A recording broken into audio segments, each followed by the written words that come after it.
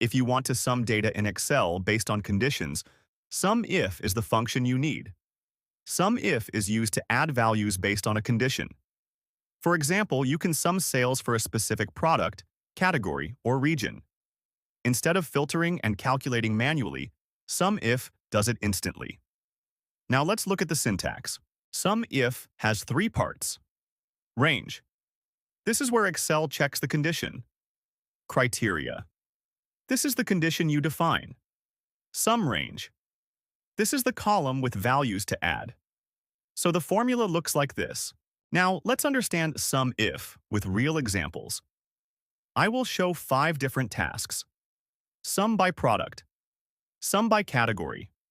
Sum values greater than a number. Sum values that are not equal. And using wildcards. Let's start with the first task. We want to find total sales for each product category. We use the SUMIF function.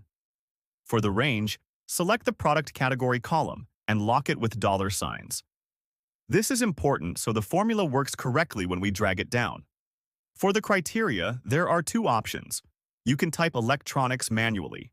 Then, for the sum range, select the sales column and lock it as well. This gives us total sales for electronics. Instead of typing the value, we can also use a cell reference, for example H3. This makes the formula easier to reuse. When we drag the formula down, Excel automatically calculates sales for all categories. Let's move to the second task. Here, we want to calculate total quantity by state.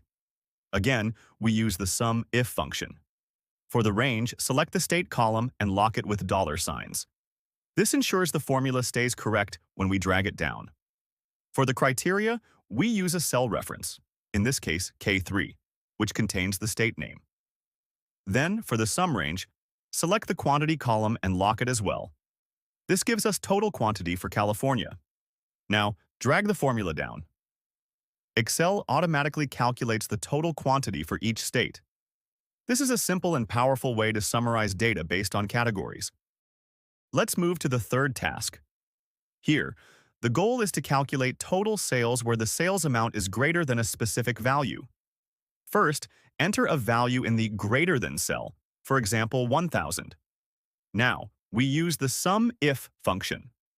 For the range, select the sales amount column and lock it with $signs. For the criteria, we use a greater than condition. We can write it like this, greater than 1,000.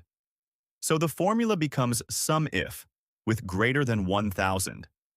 Since we are summing the same column, we can leave the sum range empty. Now, instead of typing the value manually, we can use a cell reference. So we combine the operator with the cell using quotes and the ampersand sign. This makes the formula dynamic. Now, if we change the value to 1,500, the result updates automatically. If we enter 2,000, we may get 0, which means there are no sales above that value. This shows how SUMIF works with conditions and dynamic inputs. Let's move to the next task. Here, we want to calculate total sales excluding a specific state.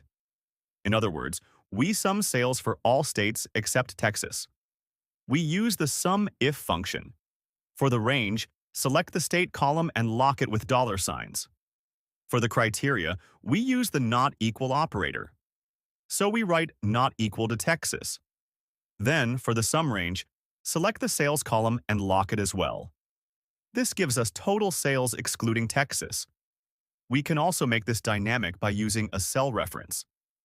Instead of typing Texas, we refer to the cell that contains the state name. We combine the not equal operator with the cell using quotes and the ampersand sign. Now, when we change the state name in the cell, the result updates automatically. This is very useful when building flexible reports. Let's move to the final task. Here, we will use wildcards in SUMIF. Wildcards help us match text patterns instead of exact values. Now, let's see how this works with examples. First, we want to calculate quantity for states that begin with the letter C. We already know California's result from previous tasks. Now we use SUMIF with a wildcard. C* means any text that starts with C. This returns the same result as California. Next, let's look at states that end with the letter S. We already know the result for Texas. Now we use star S, which means any text that ends with S. This returns the total quantity for Texas.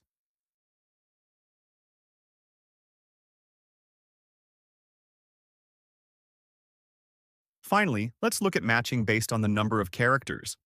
Florida has 7 characters. We use 7 question marks to represent this. Each question mark stands for 1 character. This returns the total quantity for Florida.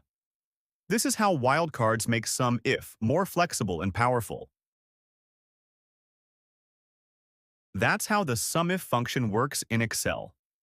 In the next video, we'll learn SUMIFs, where we apply multiple conditions. If this was helpful, don't forget to like and subscribe. See you in the next video.